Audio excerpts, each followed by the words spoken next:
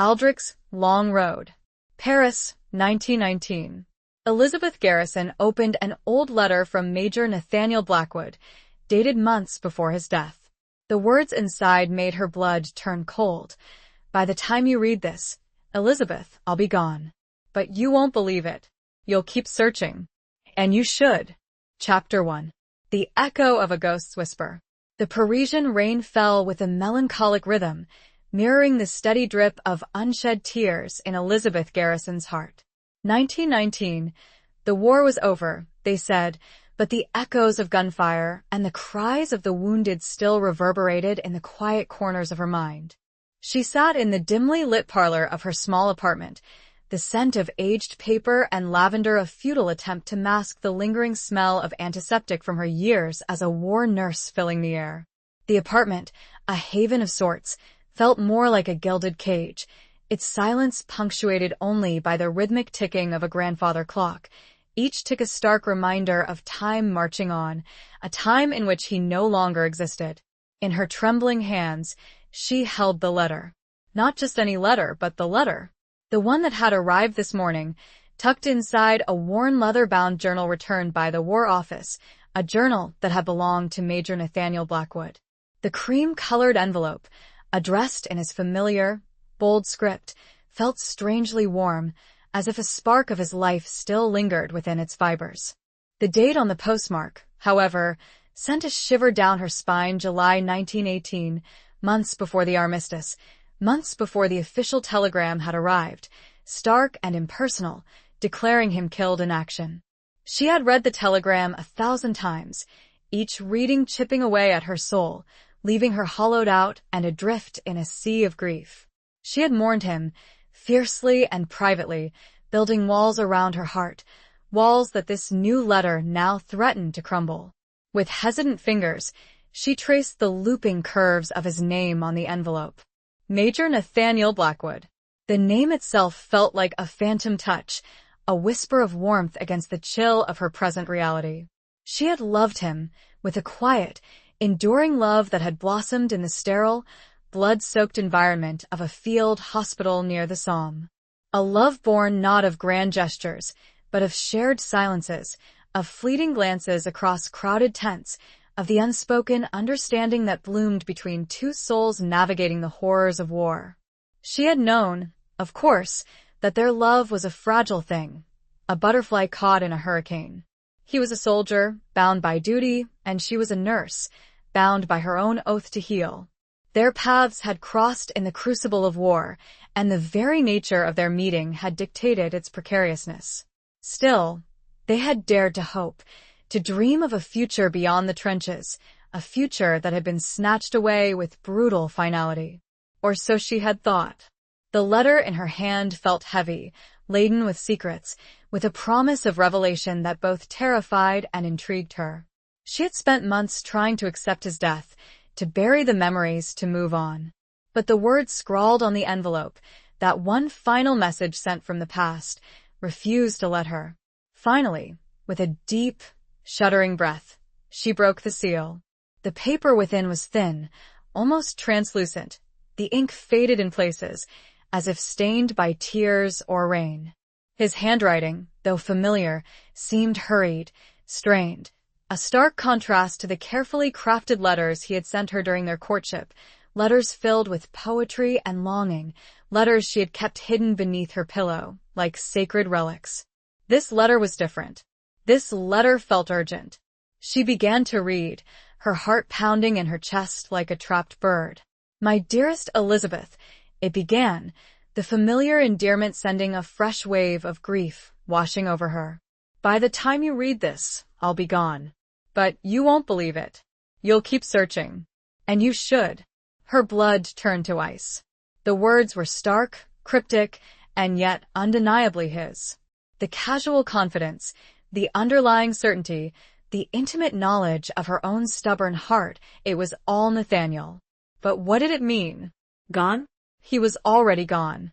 The telegram had confirmed that. Yet, the letter insisted she wouldn't believe it. And, disturbingly, he was right. A seed of doubt, long suppressed, began to sprout in the fertile ground of her grief. She continued reading, her eyes devouring the words, desperate for answers. There are things I cannot tell you, secrets I must carry to my grave, or perhaps beyond it. This war, it's not what it seems, Elizabeth. There are layers of deception, shadows within shadows. I've stumbled upon something dangerous, and it has cost me everything. He wrote of a mission, a clandestine operation shrouded in secrecy, something that had taken him away from the front lines, away from her. He spoke of betrayal, of enemies within their own ranks, of a conspiracy that reached the highest echelons of power. He hinted at a network of spies, of coded messages, of a truth so dangerous that it could shatter the fragile peace that was slowly taking hold. They will tell you I died a hero's death, Elizabeth. But don't believe it. The truth is far more complicated, far more painful. I've made enemies, powerful enemies. They will want to silence me, to bury the truth along with my body. Elizabeth's hands trembled so violently that the letter fluttered to the floor. She stared at it, unseeing, her mind reeling. This wasn't the Nathaniel she knew, the stoic, unwavering soldier who had always seemed so in control. This was a man hunted, a man desperate to reach out from beyond the grave. The grandfather clock chimed the hour, its mournful sound echoing the turmoil in her heart. She picked up the letter again, her fingers tracing the faded ink, as if trying to absorb his essence, his fear, his love. If you truly love me, Elizabeth, the letter continued, the words now blurring through her tears, you will not let them win. You will find the truth. You will expose them. And you will remember me. The last line was underlined, twice, the ink smudged, as if he had pressed down hard on the pen, imbuing the words with a desperate urgency. Remember him? How could she ever forget? He was etched into her soul, woven into the fabric of her being. But now, his words had given her a new purpose, a mission of her own. He had asked her to search, to uncover the truth, to fight for him, even in death. And she would. She didn't know how, she didn't know where to begin, but she would honor his last request. She would unravel the mystery of his death, expose the lies, and bring his enemies to justice. She would do it for him, for the love they had shared, for the future they had lost. She stood up, her legs shaky, but her resolve firm. The rain outside had stopped, and a sliver of moonlight peeked through the clouds, illuminating the room with a pale, ethereal glow. She looked at the letter one last time, a single tear tracing a path down her cheek, landing on the faded ink, mingling with the ghost of his words. The search would begin now, and she felt, with cold certainty, that the letter contained information for it. Chapter 2. Parisian Shadows and Unsent Letters. The next morning, Paris awoke to a hesitant sunrise, the clouds still heavy with the memory of the previous night's rain. Elizabeth, however, had not slept. She had spent the hours poring over Nathaniel's letter, reading it again and again, searching for hidden clues, for any detail that might shed light on his cryptic message. The words were etched in her mind, a constant, haunting refrain, Gone's searching secrets betrayal. She had also retrieved the leather-bound journal the letter had arrived in. It was a standard-issue military journal, filled with Nathaniel's meticulous notes, observations, and sketches. Most of it was mundane, troop movements, supply requests, weather reports. But interspersed throughout the official entries were personal reflections, poems, and even a few charcoal drawings of her, captured during stolen moments at the field hospital. These glimpses into his private world, a world he had carefully guarded even from her, brought a fresh wave of grief, mixed with a burning curiosity. One particular entry, dated just weeks before his supposed death, caught her attention. It was written in a hurried, almost frantic scrawl, unlike his usual neat handwriting. The nightingale sings a danger song. The raven watches from the shadows. The lion is wounded, but not yet defeated. The clock is ticking. It was followed by a series of numbers and symbols, a code she couldn't decipher. This, she realized, must be connected to the something dangerous he had mentioned in his letter. The nightingale, the raven, the lion, they were clearly code names, but for whom? And what was the song and the significance of the ticking clock? She needed help. She couldn't decipher this alone. But who could she trust? The War Office had already declared Nathaniel dead, and his letter warned of enemies within their own ranks. She couldn't go to the authorities, not yet. Then she remembered Madame Dubois, a wizened old woman who ran a small bookstore near the Sorbonne. Madame Dubois was more than just a bookseller. She was a repository of local knowledge, a whisper of secrets, a woman who seemed to know everything that happened in the hidden corners of Paris. Elizabeth had often sought refuge in her shop during the war, finding solace in the quiet companionship of books and the old woman's gentle wisdom. Dressed in a simple, dark dress, Elizabeth made her way through the bustling streets of Paris. The city was slowly coming back to life after the war, but the scars were still visible. The boarded-up windows, the crumbling buildings, the haunted faces of the veterans who lingered on street corners, their bodies and minds broken by the conflict. She found Madame Dubois in her usual spot, behind the counter, surrounded by stacks of books that reached to the ceiling. The air smelled of old paper and incense, a comforting aroma that instantly calmed Elizabeth's frayed nerves. Mademoiselle Garrison, Madame Dubois greeted her, her voice raspy but kind. It has been too long. I had heard rumors. They were true, Madame, Elizabeth said, her voice barely a whisper. He is gone. But his spirit lingers, Madame Dubois said, her eyes, sharp and knowing, fixed on Elizabeth's face. I see it in your eyes. And in this she reached out and gently touched the leather-bound journal Elizabeth was carrying. Elizabeth hesitated for a moment, then decided to trust her instincts. She recounted the story of the letter, of Nathaniel's cryptic message, of the coded entry in his journal. Madame Dubois listened intently, her expression unreadable. When Elizabeth finished, the old woman remained silent for a long moment, her fingers tracing the worn cover of the journal. Finally, she spoke. The Nightingale, she said slowly, is a code name for a woman. A British agent, operating in France during the war. She was known for her beauty, her intelligence, and her ruthlessness. Some say she was a double agent, working for both sides. Elizabeth's heart skipped a beat. A woman, could this be connected to Nathaniel's death? The Raven, Madame Dubois continued, is a more elusive figure. Some say he is a German spy master, others believe he is a high-ranking official within the British government. He is known for his cruelty and his ability to manipulate events from behind the scenes. The lion, Elizabeth remembered, was wounded, but not yet defeated. Could that refer to Nathaniel himself? Had he been the lion, targeted by the Raven and perhaps betrayed by the Nightingale? The clock, Madame Dubois said, her voice dropping to a whisper, is a reference to a meeting. A secret rendezvous, where vital information was to be exchanged. It was scheduled to take place on the night of August 12, 1918, near the village of Amiens. August 12th. The date struck Elizabeth like a physical blow. That was the day before Nathaniel was officially reported killed in action. Do you know what happened at that meeting? Elizabeth asked, her voice trembling. Madame Dubois shook her head. Only rumors. Whispers of a betrayal, a double cross, a massacre. Some say the Nightingale lured the lion into a trap, where the Raven was waiting. Others say the lion escaped, but was mortally wounded. The old woman's words painted a chilling picture, a picture that confirmed Elizabeth's worst fears. Nathaniel had been caught in a web of espionage and deceit, and he had paid the ultimate price. There is one more thing, Madame Dubois said, reaching beneath the counter and pulling out a small, sealed envelope. This arrived for you a few days ago.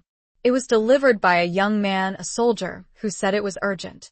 He seemed distraught. Elizabeth took the envelope, her hands shaking. It was addressed to her, in a handwriting she didn't recognize. With trembling fingers, she tore it open. Inside was a single sheet of paper, folded in half. On the paper, written in a shaky, almost illegible scrawl, were 3 words, "Find the Sparrow." And below that, a single address in a seedy part of Paris, known for its hidden cafes and clandestine meeting places. The Sparrow, another code name, another piece of the puzzle, and another person to meet, another avenue to explore. She did not know who sent the note or how they knew about her search. The sun was beginning to dip low in the sky, casting long, distorted shadows across the cobblestone streets. She had to decide now. Chapter 3. The Cartographer of Lost Memories. The address on the note led Elizabeth to a narrow, winding street in the Marais district, a labyrinth of ancient buildings and hidden courtyards. The air here was thick with the smells of garlic, cheap wine, and something else, something indefinable that spoke of secrets and shadows. It was a place where the past clung to the present, where whispers of revolution and intrigue still echoed in the narrow alleyways. This felt like the place secrets would hide. The building itself was unremarkable, a 4-story structure with peeling paint and grimy windows. A faded sign above the door read Le Chat Noir, a name that conjured images of bohemian artists and clandestine meetings. It was a cafe, or rather, what passed for a cafe in this part of Paris. Inside, the air was thick with smoke, the low hum of conversation punctuated by the clinking of glasses and the occasional burst of laughter. Elizabeth hesitated at the entrance, her heart pounding. This was a world she was unfamiliar with, a world of shadows and deception. But Nathaniel's letter and the mysterious note urging her to find the sparrow had propelled her forward, driven by a mixture of grief, determination, and a growing sense of unease. She stepped inside, her eyes adjusting to the dim light. The cafe was sparsely populated, a mix of rough-looking men in worn clothing, a few women with painted faces and weary eyes, and a scattering of soldiers, their uniforms bearing the marks of recent battles. A lone piano player in the corner was playing a melancholic tune, a haunting melody that seemed to seep into the very walls of the building. She approached the bar, where a burly man with a handlebar mustache and a suspicious gaze was polishing glasses. "I'm looking for someone," Elizabeth said, her voice trembling slightly. "They call him the Sparrow." The bartender's eyes narrowed. He studied her for a moment, his gaze assessing, judging. "The Sparrow ain't here," he said gruffly. "And even if he was, he wouldn't be talking to the likes of you." Elizabeth felt a surge of frustration. She had come this far, risked so much, and now she was being turned away. "Please," she said, her voice pleading. "It's important. It's about Major Blackwood." The bartender's expression changed, a flicker of surprise, perhaps even fear, crossing his face. He glanced around the cafe, as if checking to see if anyone was listening. "You know about the Major?" he whispered, leaning closer. "He was a friend," Elizabeth said, her voice catching in her throat. "I'm trying to find out what happened to him." The bartender hesitated for a moment, then sighed. "The Sparrow, he knows things that others don't. But he's careful. He doesn't trust easily." "I need to speak to him," Elizabeth insisted. "It's a matter of life and death." The bartender looked at her again, his eyes searching, questioning. Finally, he nodded. "Wait here," he said. He disappeared into a back room, leaving Elizabeth standing alone at the bar, her heart pounding in her chest. The minutes stretched on, each one an eternity. The piano music seemed to grow louder, more insistent, the smoke in the air thicker, more suffocating. Elizabeth felt a growing sense of unease, a feeling that she was being watched, that she had stumbled into something dangerous. Finally, the bartender returned, followed by a thin, wiry man with sharp features and eyes that darted around the room like a trapped bird. He was dressed in a nondescript brown suit, his clothes worn but clean. He looked more like a clerk than a spy, but there was a certain intensity about him, a nervous energy that betrayed his true profession. This, Elizabeth realized, must be the Sparrow. "You wanted to see me?" the Sparrow asked, his voice low and raspy. He spoke English with a slight French accent. "Yes," Elizabeth said, her voice steadier now. "My name is Elizabeth Garrison.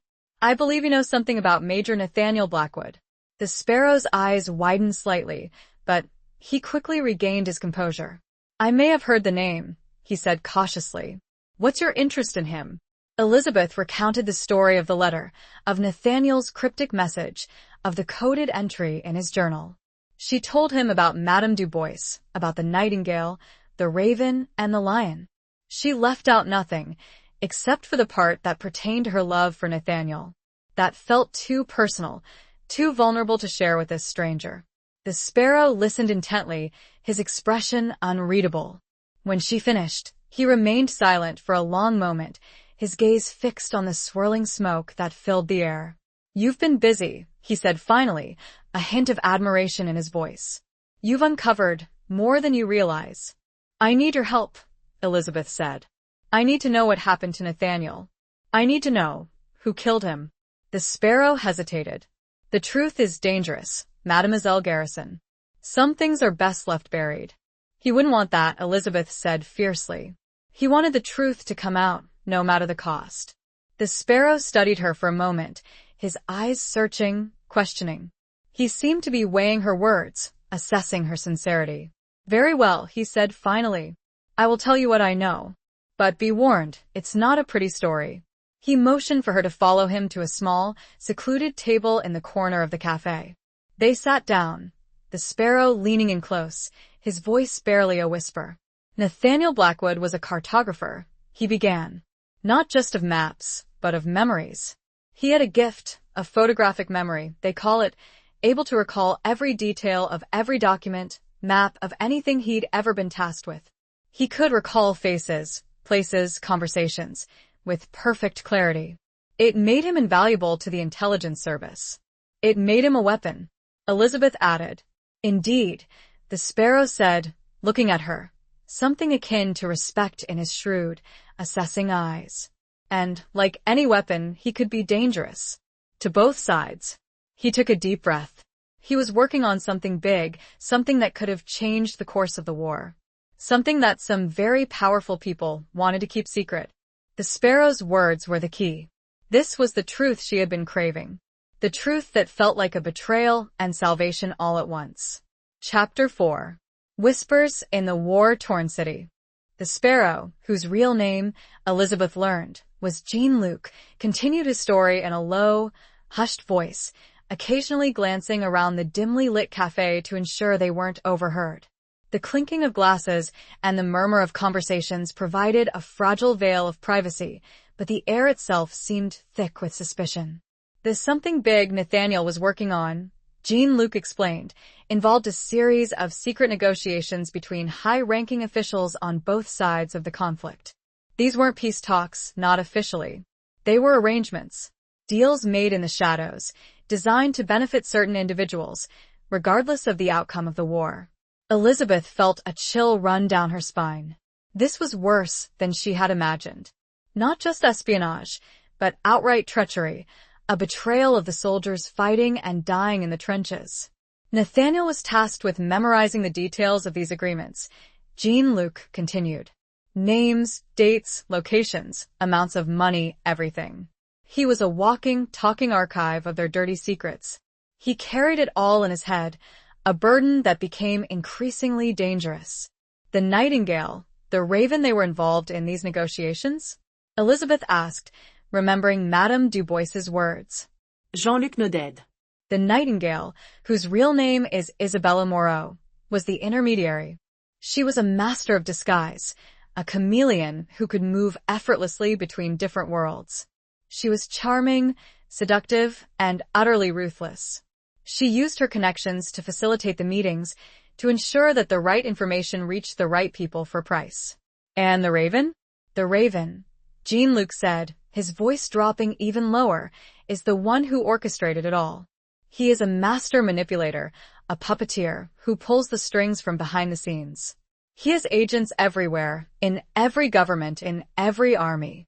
He is the one who benefits most from the chaos and the corruption. But who is he? Elizabeth pressed. What's his real name? Jean-Luc shook his head. That I do not know. He is a ghost, a shadow. He leaves no trace. But I know he was the one who ordered Nathaniel's death. Elizabeth felt a surge of anger, a burning desire for justice. Why? Why did he kill him? Because Nathaniel knew too much, Jean-Luc explained. He had become a liability. He had started to question the morality of what he was doing. He had even begun to secretly gather evidence, intending to expose the whole conspiracy. The coded entry in his journal, Elizabeth said, remembering the cryptic words and symbols. Yes, Jean-Luc confirmed. That was his record, his insurance policy. He planned to use it to bring down the Raven and everyone else involved. But they found out. They discovered his plan, and they silenced him before he could act. The meeting near Amiens, Elizabeth said, her voice trembling. That was the trap. Jean-Luc nodded. The Nightingale lured him there, promising him information, a chance to meet with a contact who could help him expose the truth. But it was a lie. The Raven's men were waiting for him. They ambushed him, killed him, and made it look like a battlefield casualty.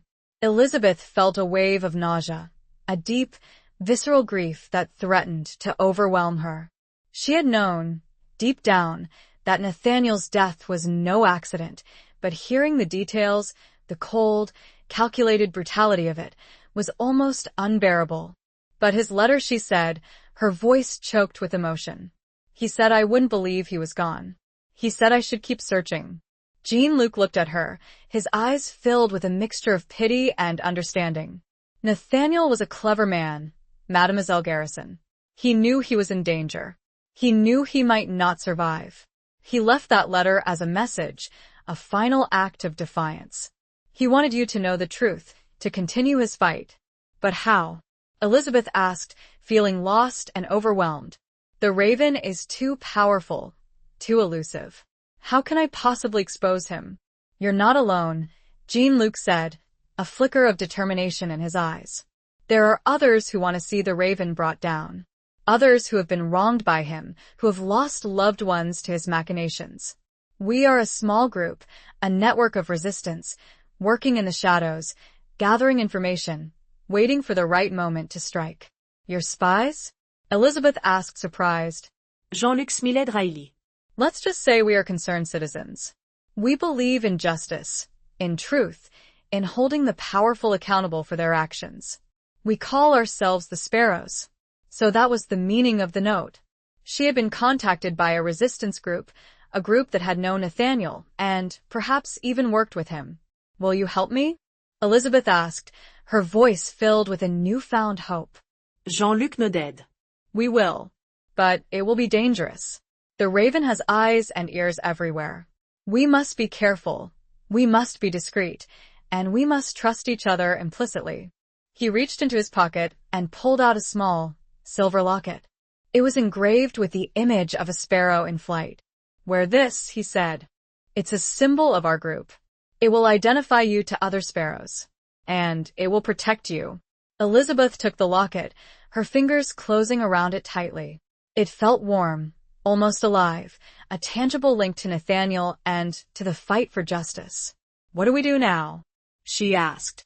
We continue to gather information, Jean-Luc said. We follow the leads, we uncover the secrets, we expose the lies. And we wait for the Raven to make a mistake. Because even the most cunning predator eventually stumbles. He stood up, his eyes scanning the cafe one last time. I must go. I will be in touch. But be careful, Mademoiselle Garrison. The shadows are deep, and the war is not yet over. He disappeared into the crowd, leaving Elizabeth alone with her thoughts, her fears, and her newfound determination. The city outside was alive with the sounds of nightlife, but for Elizabeth, the war had just begun. A different kind of war, a war fought in the shadows, a war for truth and justice. Chapter 5. A Dance with a Phantom Promise. The days following Elizabeth's meeting with Jean-Luc turned into a blur of clandestine rendezvous, whispered conversations, and the constant, gnawing fear of discovery. She wore the silver sparrow locket beneath her clothes, a secret symbol of her allegiance, a tangible reminder of the dangerous path she had chosen. The city of Paris, once a familiar comfort, now felt like a chessboard, where every move was calculated, every encounter fraught with risk. Jean-Luc introduced her to other members of the Sparrows, each with their own unique skills and experiences. There was Marie, a former nurse who had worked alongside Elizabeth at the field hospital, her quiet demeanor masking a sharp intellect and a network of contacts among the medical community. There was Henri, a grizzled veteran with a prosthetic leg and a talent for forgery, capable of creating false documents and identities with astonishing accuracy. And there was Pierre, a young journalist with a passion for uncovering the truth, his pen a weapon as potent as any rifle. Together, they pieced together fragments of information, like shards of a broken mirror, slowly forming a picture of the Raven's vast and intricate network. They discovered that the secret negotiations Nathaniel had uncovered involved not only the sale of military secrets, but also the trafficking of weapons, the manipulation of financial markets, and even the assassination of key political figures. The Raven's influence reached far beyond the battlefields, extending into the highest echelons of power in both France and Britain. Elizabeth's role in the group was initially limited to gathering information, using her contacts from her nursing days to access hospital records, military archives, and even the private correspondence of influential figures. But as she delved deeper into the conspiracy, she found herself drawn into a more active role, using her own intelligence and intuition to decipher coded messages, track down witnesses, and even participate in clandestine meetings. One evening, Jean-Luc summoned her to a meeting at a small, unassuming apartment overlooking the Seine. The room was sparsely furnished, the only light coming from a single candle that cast flickering shadows on the walls. Marie, Henri, and Pierre were already there, their faces grim, their expressions betraying a sense of urgency. "We have a lead," Jean-Luc announced, his voice low and serious. "We've discovered the location of one of the Raven's safe houses, a place where he meets with his closest associates." Elizabeth's heart skipped a beat. This was the opportunity they had been waiting for, a chance to get closer to the Raven, to gather evidence that could expose him. "Where is it?" she asked. "A chateau on the outskirts of Paris," Jean-Luc replied. "It's heavily guarded, but we believe there's a secret entrance, a tunnel that leads from the nearby woods into the basement of the building. We need someone to infiltrate the chateau," Marie said, her eyes fixed on Elizabeth. "Someone who can blend in, who can gather information without arousing suspicion." Elizabeth knew what they were asking. They wanted her to go undercover, to enter the lion's den, to dance with the phantom promise of uncovering the truth about Nathaniel's death. It was a dangerous mission, perhaps even suicidal, but she didn't hesitate. "I'll do it," she said, her voice firm, her resolve unwavering. Henri, the master forger, provided her with a false identity, a carefully crafted persona of a wealthy widow from the provinces, seeking refuge from the turmoil of the city. He created a passport, letters of introduction, and even a bank statement, all meticulously designed to withstand scrutiny.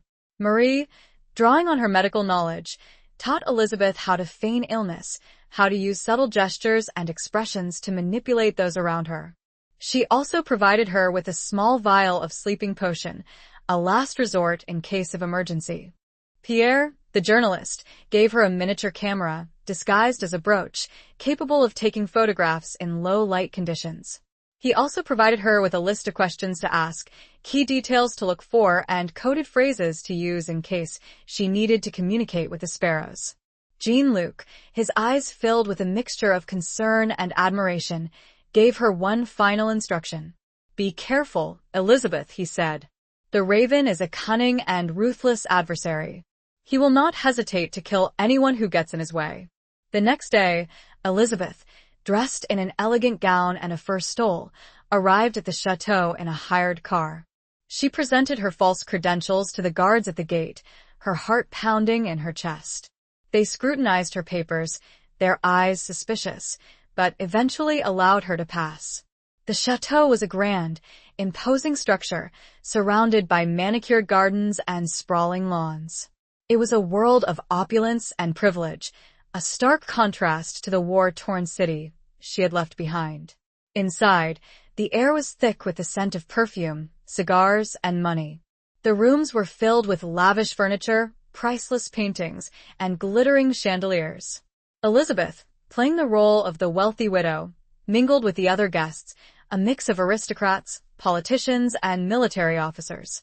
She smiled, she chatted, she listened, all the while searching for clues, for any sign of the Raven's presence. She discovered that the chateau was hosting a lavish party, a celebration of some sort, though the exact reason was unclear. The guests were drinking champagne, dancing to the music of a live orchestra, and engaging in idle chatter, seemingly oblivious to the war and the suffering it had caused. As the evening wore on, Elizabeth felt a growing sense of unease. She had seen no sign of the Raven, nor any indication of the secret negotiations Jean-Luc had described. The atmosphere was one of superficial gaiety, masking a deeper current of tension and suspicion. Then she saw her. Isabella Moreau, the Nightingale. She was even more beautiful in person than Elizabeth had imagined, her dark hair cascading down her shoulders, her eyes sparkling with an alluring intensity. She was surrounded by a group of admirers, her laughter echoing through the room. Elizabeth felt a surge of anger, a burning desire to confront her, to demand answers about Nathaniel's death. But she knew she had to be patient. She had to play her role. She had to wait for the right moment. As she watched the Nightingale, she noticed a man standing in the shadows, observing the scene with a detached, almost predatory gaze. He was tall, imposing, with a stern face and piercing blue eyes. He was dressed in a dark suit, his demeanor radiating power and authority. Elizabeth felt a chill run down her spine. She knew, instinctively, that this was him. This was the Raven. And the dance had truly begun. The waltz music seemed mocking now, the swirl of dancers a blur. She had to act. Soon. Chapter 6. The Weight of Unspoken Truths. The Raven's presence sent a wave of icy fear through Elizabeth, but she forced herself to remain calm, to maintain the facade of the carefree widow. She knew that any sign of suspicion, any hint of her true purpose, could be fatal. She had to be careful. She had to be cunning. She had to play the game. As if drawn by an invisible force, the Raven began to move through the crowd, his eyes scanning the room, assessing, judging. He stopped in front of Isabella Moreau, the Nightingale, and they exchanged a few words, their voices low, their expressions unreadable. Then he turned his gaze towards Elizabeth. Their eyes met, and for a fleeting moment, time seemed to stand still. Elizabeth felt a jolt of recognition, a sense of familiarity that she couldn't explain. His eyes, those piercing blue eyes, seemed to see right through her, to penetrate her disguise, to know her secrets. He approached her, his movements graceful, almost predatory. "Madame Du Bois," he said, his voice smooth, cultured, with a hint of an accent she couldn't place. He had mistaken her for someone else, using the name of the bookseller. A test, perhaps? Elizabeth's heart pounded in her chest, but she managed to smile. "I'm afraid you have me mistaken for someone else, monsieur," she replied, her voice steady, her French impeccable. "My name is Madame Sylvie Du Bois. I am recently arrived from Lyon." She had used the false name Henri had provided. It seemed that having the same last name of the bookstore owner had been a fateful, if accidental, good move.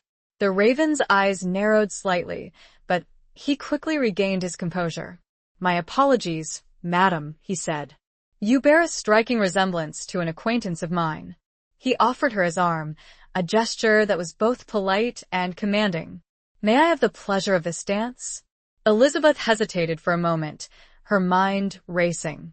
This was a dangerous game, a dance with the devil himself. But it was also an opportunity, a chance to get closer to him, to learn his secrets, to find the evidence she needed. She accepted his arm, her hand trembling slightly. "It would be my pleasure. Monsieur, call me Armand," he said, a subtle smile playing on his lips. The orchestra began to play a waltz, a slow, romantic melody that filled the room. Armand led her onto the dance floor, his movements fluid, his grip on her hand firm but gentle. They danced in silence for a few moments, their bodies moving in sync, their eyes locked in a silent battle of wills. "You are new to Paris, Madame Du Bois?" Armand asked, breaking the silence. "Yes," Elizabeth replied. "I came seeking a change of scenery, a fresh start. And have you found what you were looking for?" "Not yet," Elizabeth said, her voice hinting at a deeper meaning. "But I am hopeful." Armand studied her for a moment, his eyes searching, questioning. "You are a woman of mystery, Madame Dubois," he said. "I find that intriguing." "And you, Monsieur Armand," Elizabeth replied, "are a man of secrets. I find that dangerous." A flicker of surprise, perhaps even amusement, crossed his face. "Perhaps we are both drawn to danger, Madame Dubois," he said. "Perhaps that is what makes life interesting." They continued to dance, their conversation a delicate dance of words, a subtle probing for information, a veiled exchange of threats and promises. Elizabeth learned that Armand was a wealthy businessman with interests in various industries, both legal and illegal. He was well-connected, influential, and utterly ruthless. She also learned that he was fascinated by her, drawn to her intelligence, her beauty, and her air of mystery. He seemed to enjoy the challenge of trying to unravel her secrets, unaware that she was doing the same to him. As the evening wore on, Elizabeth managed to subtly steer the conversation towards the war, towards the rumors of secret negotiations, towards the names of key figures involved. Armand was cautious, guarded, but he revealed enough to confirm her suspicions. He was indeed the mastermind behind the conspiracy, the puppeteer who pulled the strings from behind the scenes. He also spoke of Nathaniel, though not by name. He referred to him as the cartographer, a man who had possessed valuable information, a man who had become a threat. He spoke of his death with a chilling detachment, as if it were nothing more than a necessary business transaction.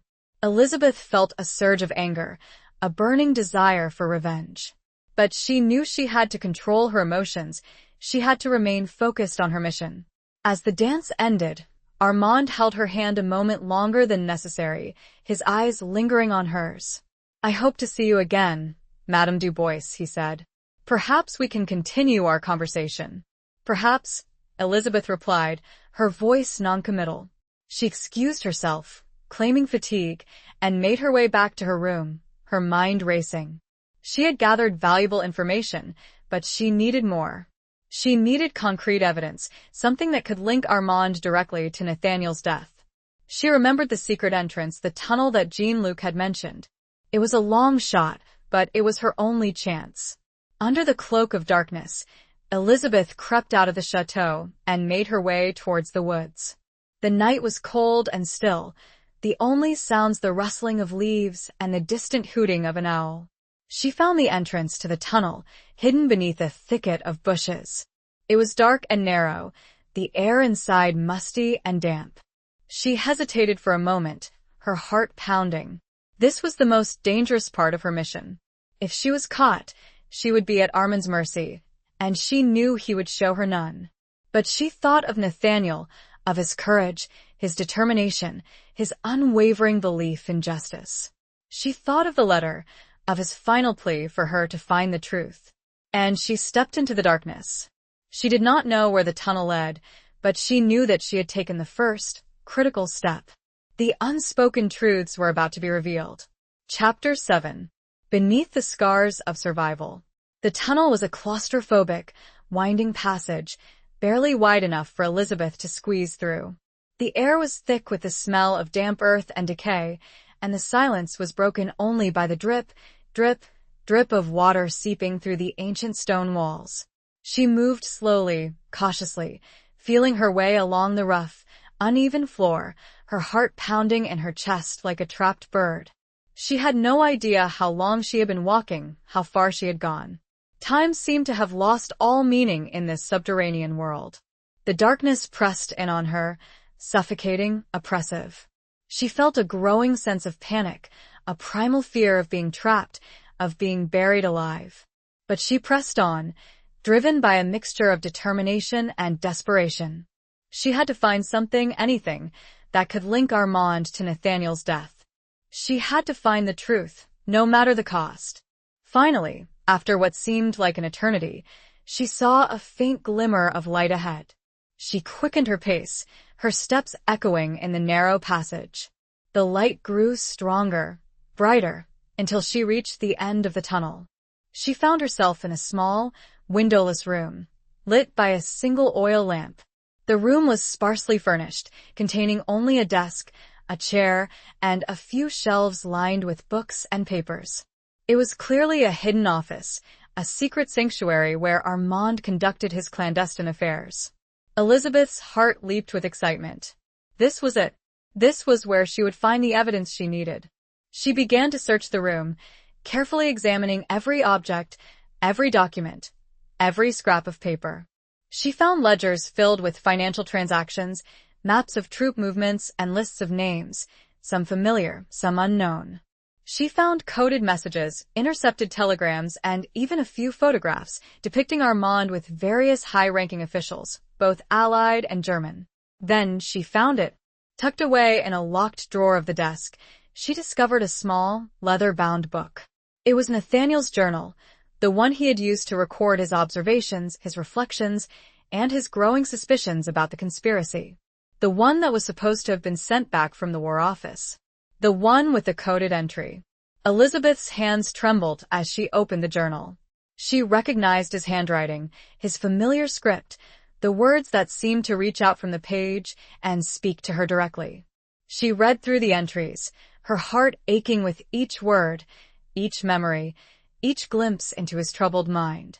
She found the coded entry, the one Jean-Luc had deciphered. But there was more. On the following page, Nathaniel had written a detailed account of his discovery, his plan to expose the conspiracy, and his growing fear for his life. He had named names, dates, locations, providing irrefutable proof of Armand's treachery. And then she saw it. The last entry, written just hours before his death. I know they are coming for me. I can feel it. The nightingale has betrayed me. The raven is closing in. I have no hope of escape. But I have left a message for Elizabeth. She will know what to do. She will find the truth. She will avenge me. Tears streamed down Elizabeth's face as she read those words. His final thoughts, his final plea, his final act of love. He had known he was going to die, and yet, he had still found the strength to leave her a message, to guide her, to empower her. She carefully removed the last page from the journal, folding it and tucking it inside her dress. This was the evidence she needed, the proof that would bring Armand down. But as she was about to leave, she noticed something else. A small, wooden box, hidden beneath a pile of papers on the desk.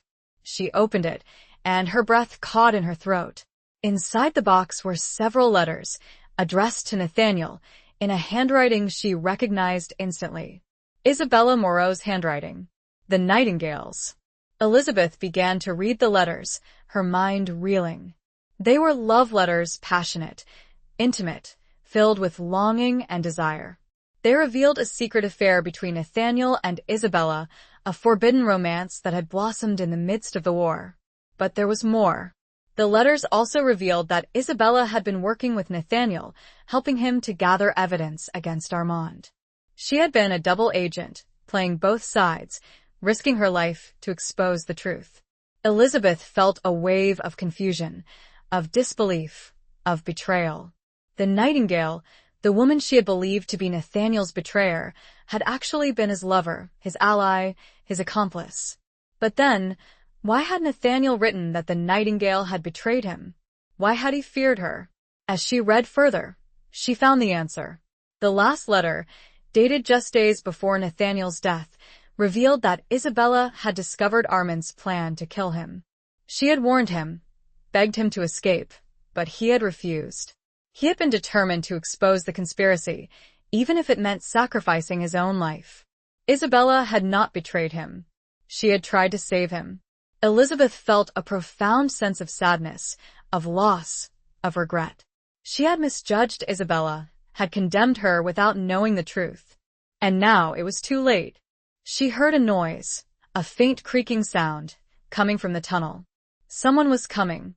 She quickly gathered the letters, the journal page, and the other evidence she had found. She had to get out of there before it was too late. She extinguished the oil lamp, plunging the room into darkness. She made her way back to the tunnel, her heart pounding, her senses on high alert. She could hear footsteps approaching, the sound of voices whispering. She was trapped. But then, she saw a faint glimmer of light, coming from a side passage she hadn't noticed before. She followed the light, her steps hurried, her breath coming in ragged gasps. The passage led to another room, a small, hidden chamber, filled with weapons, explosives, and maps.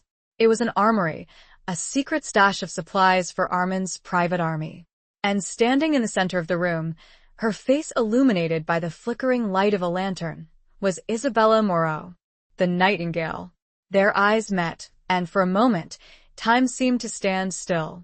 The scars of survival, both visible and hidden, were etched on both their faces, a silent testament to the horrors they had witnessed, the sacrifices they had made. The woman was not her enemy. Not really. Chapter 8. The Rendezvous That Never Was. Isabella Moreau's expression was a mixture of surprise, fear, and something else, recognition. She held a small pistol in her hand, pointed towards the entrance of the tunnel, but she didn't fire.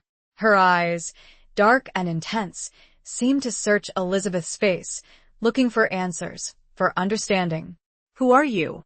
Isabella asked, her voice low and husky, her French accent more pronounced than Armin's. How did you find this place? Elizabeth hesitated for a moment, unsure of what to say. She had come here seeking to expose Isabella, to avenge Nathaniel's death. But now, everything had changed. She knew the truth, or at least a part of it. My name is Elizabeth Garrison, she said, her voice trembling slightly. I was a friend of Nathaniel Blackwood. Isabella's eyes widened, and the pistol in her hand wavered. Nathaniel? She whispered. You know about Nathaniel? I know everything, Elizabeth said. I know about the secret negotiations, the conspiracy, the Raven. I know about you. Isabella lowered the pistol, her hand shaking. How did you find out?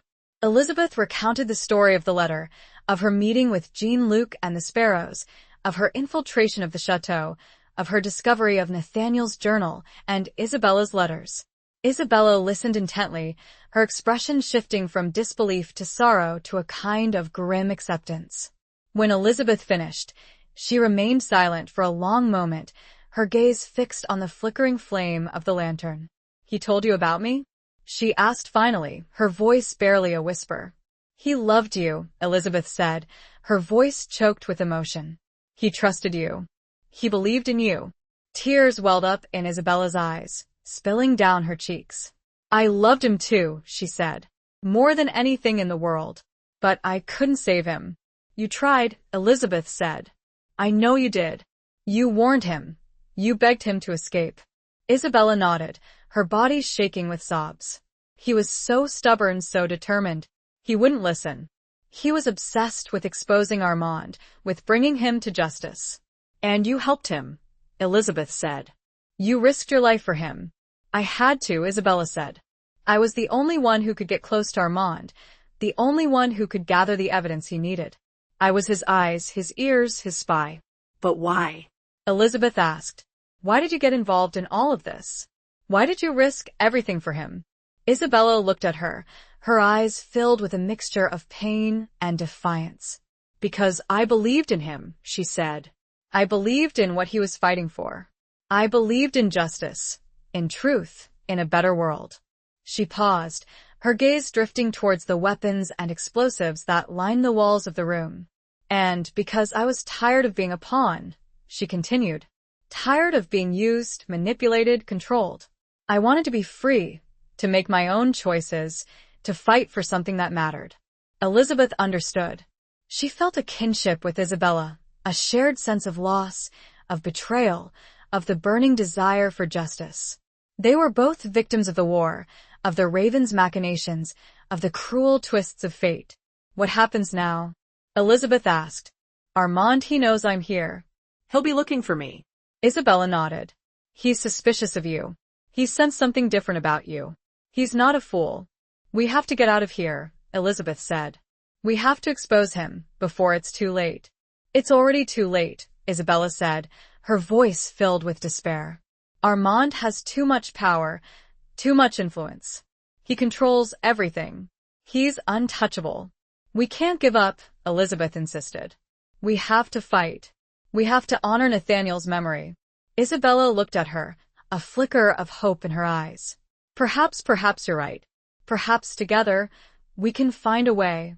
She explained that she had been planning to escape, to disappear, to start a new life somewhere far away from Armand and his world. She had been gathering supplies, preparing for her departure. But I can't leave without you, she said. You know too much. Armand will never let you live. And I can't leave without you, Elizabeth said.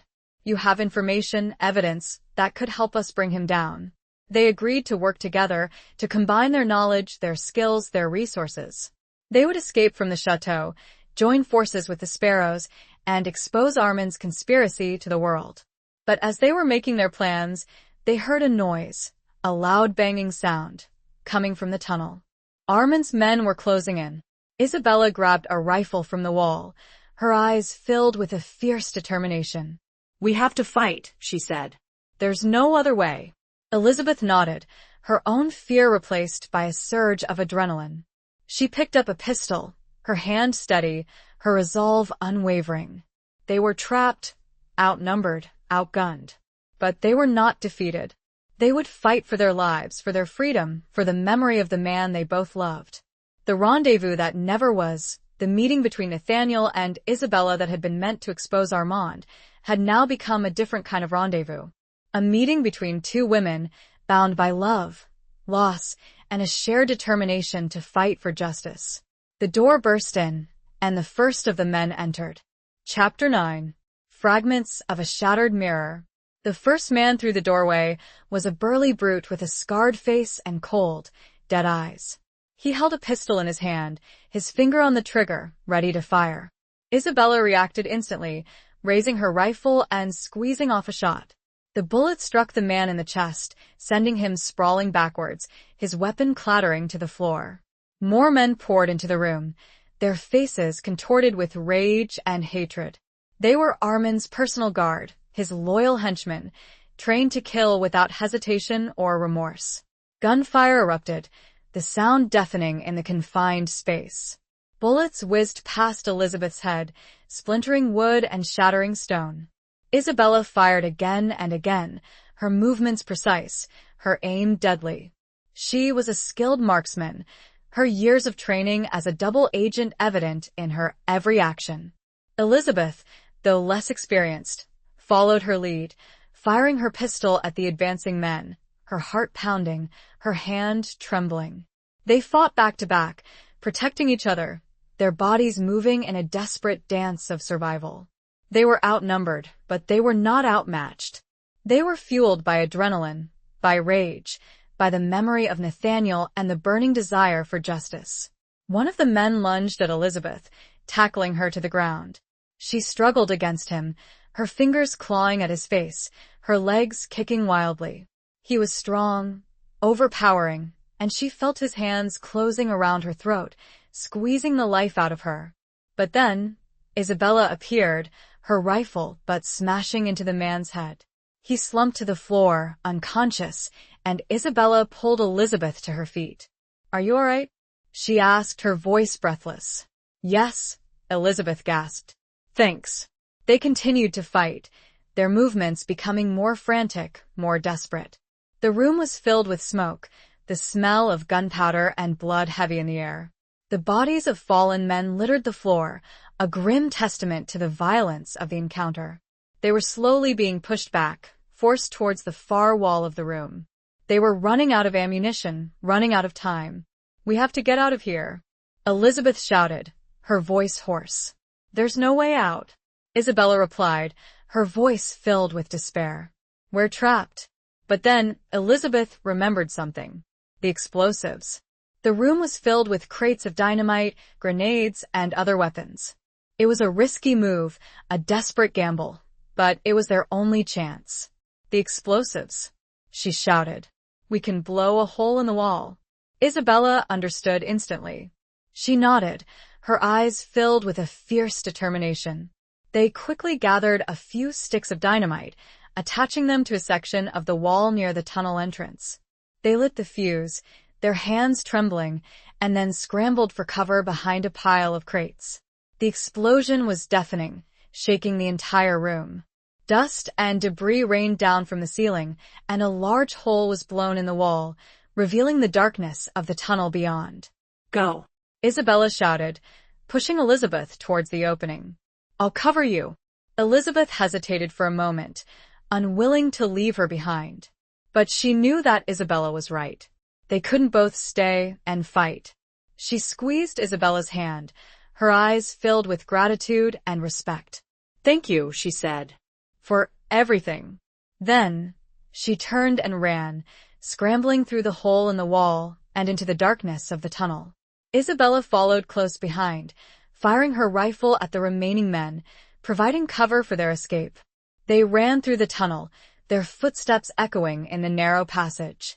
They could hear the shouts of Armin's men behind them, pursuing them relentlessly.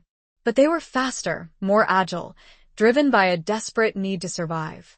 They reached the end of the tunnel, emerging into the cool night air, their lungs burning, their bodies aching. They didn't stop running. They ran through the woods, through the fields, through the darkness, until they reached the safety of a nearby village. They were exhausted, battered, bruised, but they were alive. They had escaped. They found refuge in a small, abandoned farmhouse, collapsing on the floor, their bodies trembling with exhaustion and relief. They were safe for now, but they knew that their ordeal was far from over. Armand would not give up.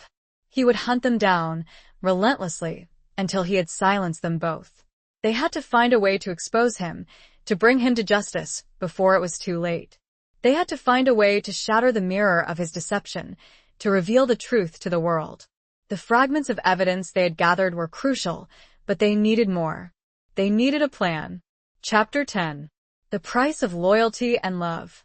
The farmhouse, though dilapidated, offered a semblance of sanctuary. The silence, broken only by the crackling of a small fire Isabella had managed to build, was a stark contrast to the chaos and violence they had just escaped. They tended to their wounds, sharing the meager supplies they had managed to salvage from the chateau.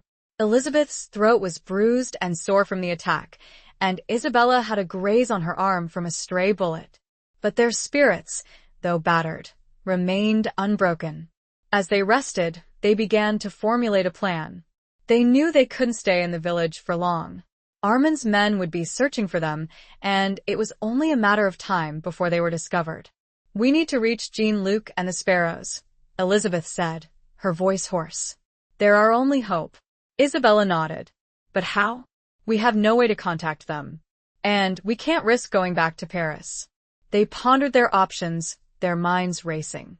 They had the evidence they had gathered from the Chateau Nathaniel's journal, Isabella's letters, the documents detailing Armin's illicit activities, but it was useless unless they could get it into the right hands. Then Isabella remembered something. There's a safe house, she said. A place where the Sparrows sometimes meet. It's in a small town about a day's journey from here. We could try to reach it. It was a risky proposition. Traveling across the countryside, with Armin's men on their trail, would be incredibly dangerous. But they had no other choice. They decided to leave at dawn, traveling by foot, avoiding the main roads and sticking to the back trails and forests. They would need to be careful, discreet, and above all, they would need to trust each other implicitly. As they prepared for their journey, Elizabeth couldn't help but reflect on the strange twist of fate that had brought her and Isabella together. They had started as enemies, rivals for the love of the same man. But now, they were allies, bound by a shared grief, a shared determination, and a shared fight for justice. I'm sorry, Elizabeth said, breaking the silence, for misjudging you, for believing you had betrayed Nathaniel. Isabella looked at her, her eyes filled with a mixture of sadness and understanding. It's all right, she said. I understand. I would have done the same. He loved you very much, Elizabeth said, her voice choked with emotion. Isabella nodded, tears welling up in her eyes. And I loved him, she said, more than anything in the world. They shared a moment of silence, a silent acknowledgement of their shared loss, their shared love for the man who had brought them together. We need to do this for him, Elizabeth said, her voice firm. We need to honor his memory. We need to expose Armand and bring him to justice. Isabella nodded, her eyes filled with a renewed determination. "We will," she said. "We will." They set off at dawn, the sky a pale gray, the air crisp and cool. They walked in silence, their footsteps muffled by the dew-soaked grass. They avoided contact with anyone, sticking to the shadows, their senses on high alert. The journey was arduous, both physically and emotionally. They were constantly on edge, constantly looking over their shoulders, fearing discovery at every turn. They shared their stories, their fears, their hopes, forging a bond of trust and friendship that transcended their differences. They learned more about each other's pasts, their motivations, their dreams. Elizabeth discovered that Isabella had been recruited by the French intelligence service at a young age, her beauty and intelligence making her a valuable asset. She had been trained in espionage, in deception, and the art of manipulation. Isabella, in turn, learned about Elizabeth's life before the war, her sheltered upbringing, her passion for nursing, her unwavering belief in the power of healing. She learned about Elizabeth's quiet strength, her resilience, her unwavering commitment to justice. As they walked, they also discussed their plan. They knew they couldn't simply hand over the evidence to the authorities. Armand had too much influence, too many connections. He would find a way to suppress the truth, to silence them permanently. They needed to find someone they could trust, someone with the power and the integrity to expose Armand's conspiracy to the world. Someone who would not be swayed by his wealth, his influence, or his threats. "There's one person," Isabella said, her voice thoughtful. "A British journalist named Alastair Finch. He's known for his investigative reporting, his courage, his unwavering commitment to the truth. He's been investigating Armand for months, but he hasn't been able to find any concrete evidence. Do you think he'll believe us?" Elizabeth asked. "I think he will," Isabella said. "He's a good man, and he's desperate to expose Armand." They decided to try to reach Alastair Finch, to present him with the evidence they had gathered. It was a long shot, but it was their best hope. The price of their loyalty and their shared love, however, loomed large. They were risking everything. They continued, and they both knew they would not stop until Nathaniel was avenged. Chapter 11. A Glimmer in the Ruins. After a grueling day of travel, hiding in barns and navigating through dense forests, Elizabeth and Isabella finally reached the outskirts of the small town where the Sparrows' safe house was located.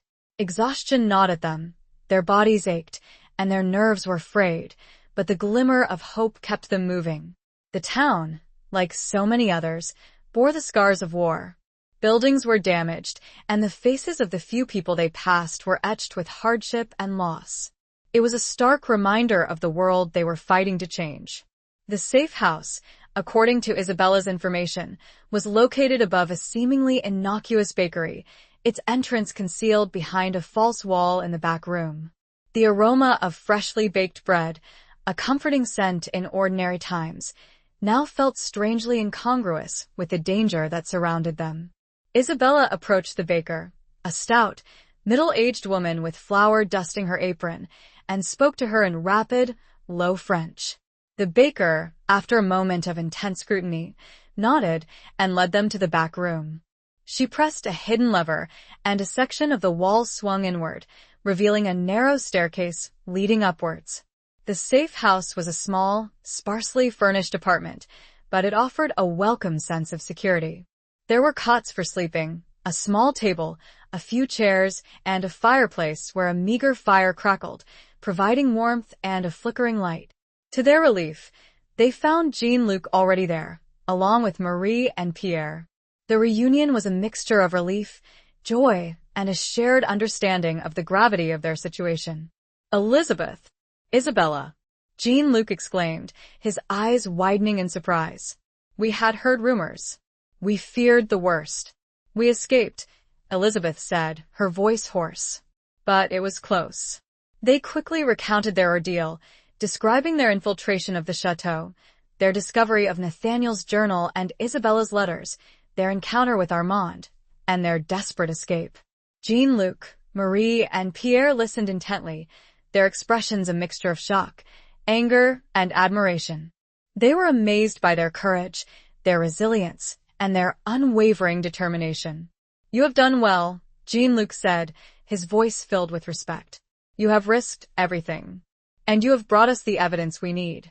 They spread out the documents on the table, examining them carefully. Nathaniel's journal, with its detailed account of the conspiracy and its final, heartbreaking entry, was the most damning piece of evidence. Isabella's letters, revealing her secret collaboration with Nathaniel, provided further proof of Armand's treachery and Isabella's true allegiance. "This is it," Pierre said, his eyes shining with excitement. "This is enough to bring him down. We can take this to the authorities, to the press, to the world." But Jean-Luc shook his head. "It's not that simple," he said. "Armand has too much power, too many connections. He will find a way to discredit us, to suppress the truth. We need to be smarter, more strategic." They discussed their options, their minds racing. They knew they couldn't trust the French authorities, who were riddled with corruption and heavily influenced by Armand. They considered going to the British embassy, but they feared that Armand had agents within their ranks as well. Then, Isabella remembered Alastair Finch, the British journalist. "There's a journalist," she said. "Alastair Finch. He's been investigating Armand for months. He's known for his integrity, his courage, his unwavering commitment to the truth. He might be our best hope." Jean-Luc nodded, his eyes thoughtful. "I've heard of him," he said. "He has a reputation for being tenacious. But how do we reach him? He's likely being watched, followed." They devised a plan, a daring and complex scheme to contact Alastair Finch and deliver the evidence to him without alerting Armand. They would use a series of coded messages, dead drops, and clandestine meetings, relying on their network of contacts and their combined skills to outwit Armand's surveillance. It was a risky plan, fraught with danger, but it was their only chance. They had come too far, sacrificed too much, to give up now. They spent the next few hours preparing, gathering supplies, and refining their plan. They knew that the slightest mistake, the smallest miscalculation, could be fatal. As the evening drew to a close, Elizabeth found herself alone with Isabella, sitting by the fireplace, watching the flames dance. "Thank you," Elizabeth said, her voice soft. "For everything. "For helping me, for trusting me, for fighting alongside me." Isabella smiled, a sad, wistful smile. "We're in this together," she said. "We're both fighting for the same thing. For justice, for truth, for Nathaniel." They shared a moment of silence, a silent acknowledgement of their shared bond, their shared grief, their shared hope. "Do you think we'll succeed?" Elizabeth asked, her voice barely a whisper. Isabella looked at her, her eyes filled with a mixture of determination and uncertainty. "I don't know," she said. "But we have to try. We owe it to Nathaniel. We owe it to ourselves. We owe it to the world." The glimmer in the ruins of their lives, the faint hope that had sustained them through their ordeal, now burned a little brighter. They had a plan, they had allies, and they had the evidence. The fight was far from over, but they were ready. They would face the darkness, together, and they would not rest until they had brought Armand to justice. The fire crackled, and the shadows seemed to whisper encouragement. Chapter 12. The Serpent in the Sanctuary. The plan to reach Alastair Finch was intricate, relying on a network of contacts and a series of carefully orchestrated maneuvers. Jean-Luc, with his extensive knowledge of the Parisian underworld, arranged for a series of coded messages to be delivered to Finch, alerting him to a potential source of information regarding Armand. The messages were deliberately vague, designed to pique Finch's curiosity without revealing too much. Meanwhile, Elizabeth and Isabella, disguised as street vendors, set up a stall near Finch's known residence, a modest apartment in a bustling neighborhood. They would observe his movements, identify his routines, and look for an opportunity to make contact. The first few days were tense and uneventful. Finch, a tall, lanky man with a sharp, intelligent gaze, seemed cautious and wary, aware that he was likely being watched. He varied his routes, avoided direct contact with strangers, and generally maintained a low profile. Elizabeth and Isabella, however, were patient and persistent. They blended into the background, their presence unnoticed, their eyes constantly scanning their surroundings. They learned his habits, his preferences, his weaknesses. Finally, after nearly a week of observation, they saw their opportunity. Finch, on his way home from a late-night meeting, took a detour through a narrow, dimly lit alleyway, a shortcut he often used. It was a risky move, a moment of vulnerability that they could exploit. Elizabeth, acting on a pre-arranged signal from Isabella, intercepted Finch in the alleyway. She approached him cautiously, her heart pounding in her chest. "Mr. Finch?" she said, her voice low and urgent. "I have information for you. About Armand." Finch stopped, his eyes narrowing with suspicion. He studied her for a moment, his gaze assessing, judging. Who are you? He asked, his voice guarded. "How do you know my name?" "My name is not important," Elizabeth replied. "But what I have to tell you is, it's about Nathaniel Blackwood, and a conspiracy that reaches the highest levels of power." Finch's expression changed, a flicker of interest, perhaps even hope, crossing his face. He had been investigating Nathaniel's death for months, convinced that there was more to the story than the official reports had revealed. "What do you know?" he asked, his voice barely a whisper. "I know everything," Elizabeth said. "And I have proof. But we can't talk here. It's not safe." She handed him a small, folded piece of paper containing the address of a nearby cafe, a neutral location where they could meet in private. "Meet me there in 1 hour," she said. "And come alone." Then, she turned and disappeared into the darkness, leaving Finch standing alone in the alleyway, his mind racing. The meeting at the cafe was tense and guarded.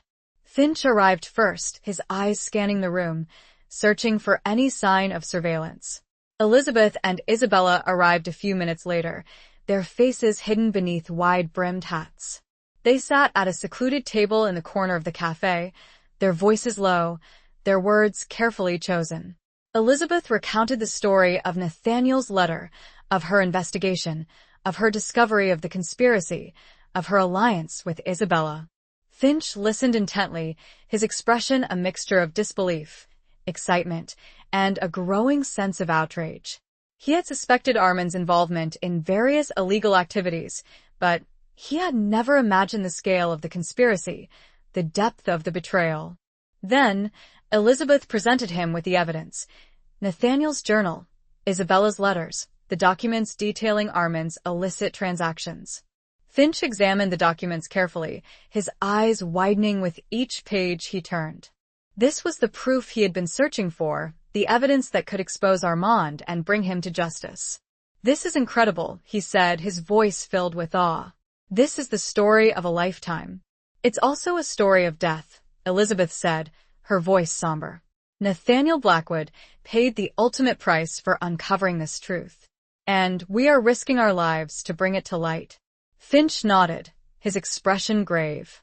"I understand," he said, "and I will not let their sacrifice be in vain. I will publish this story. I will expose Armand to the world." But as they were discussing their plans, a sudden commotion erupted near the entrance of the cafe. A group of men, dressed in plain clothes but with the unmistakable air of authority, stormed into the room, their eyes scanning the faces of the patrons. Armand's men. They had been followed. Betrayed.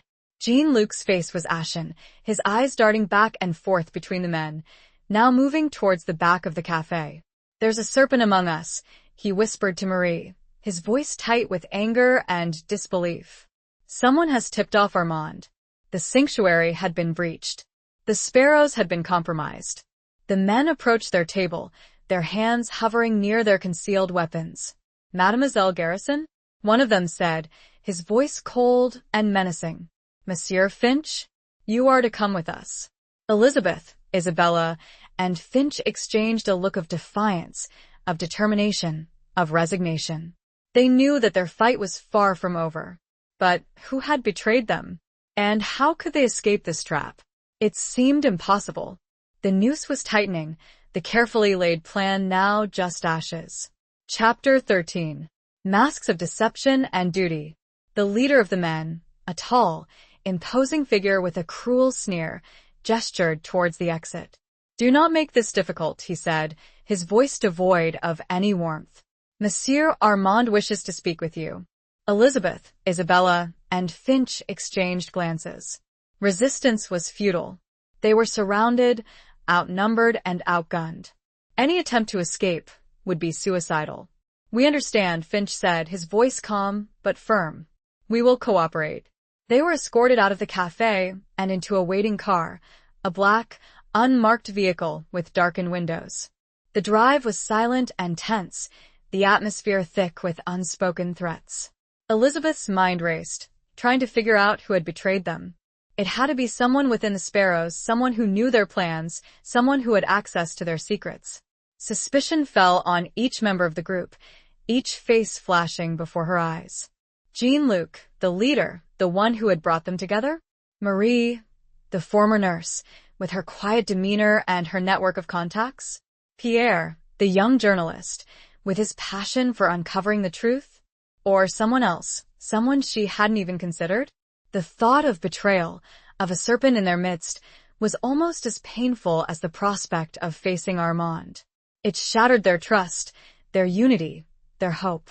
They arrived at a grand, imposing building in a secluded part of Paris. It was one of Armand's many properties, a place where he conducted his clandestine affairs, a place where secrets were kept and deals were made. They were led through a series of corridors, past armed guards and watchful eyes, until they reached a large, opulent office. Armand was waiting for them, sitting behind a massive desk, his expression a mixture of amusement and disdain. Mademoiselle Garrison, he said, his voice smooth and cultured. I see you have made some new friends. He gestured towards Isabella and Finch, his eyes lingering on Isabella with a mixture of possessiveness and anger. You disappoint me, Isabella, he said.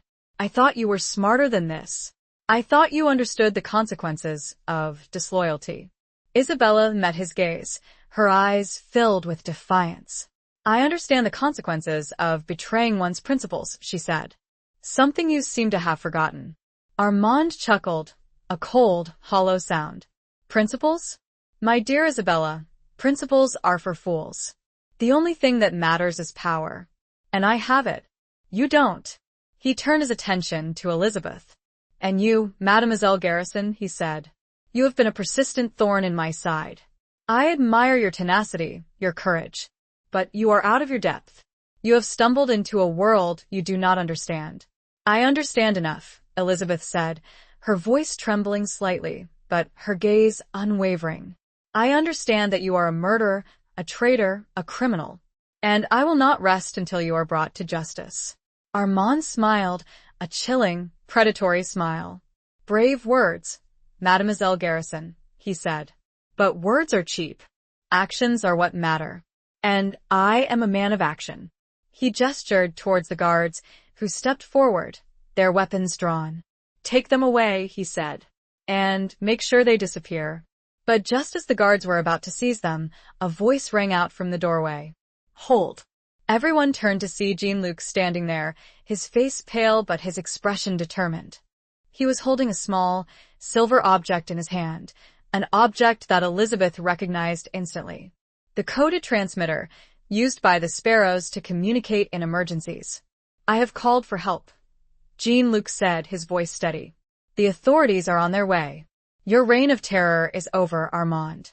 Armand's eyes widened in surprise, then narrowed with fury. You betrayed me? He snarled. You of all people? Jean-Luc met his gaze, his eyes filled with a mixture of sadness and regret. I did what I had to do, he said. I could no longer stand by and watch you destroy everything we have fought for. You fool!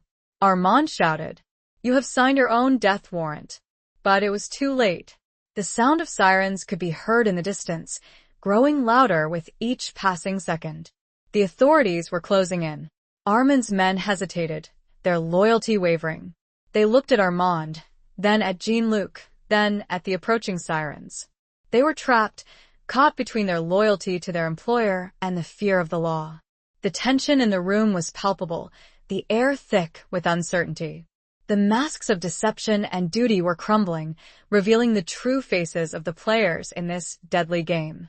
Armand knew he'd been cornered. But by whom? Who had made Jean-Luc change his mind? The answer was about to make itself known. Chapter 14. The Tangled Threads of Fate. The sirens grew louder, closer, until they reached a deafening crescendo outside the building. Armin's men, realizing they were cornered, began to scatter, attempting to escape through the various exits. But it was too late. The police, alerted by Jean-Luc's emergency signal, had surrounded the building, blocking all escape routes. Armand, his face a mask of rage and disbelief, turned to Jean-Luc, his eyes blazing with fury. "You will pay for this, you traitor," he hissed. "I will make sure you suffer."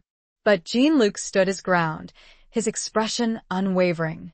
"It is you who will pay, Armand," he said. "For your crimes, for your betrayals, for the lives you have destroyed." The police stormed into the office, their weapons drawn.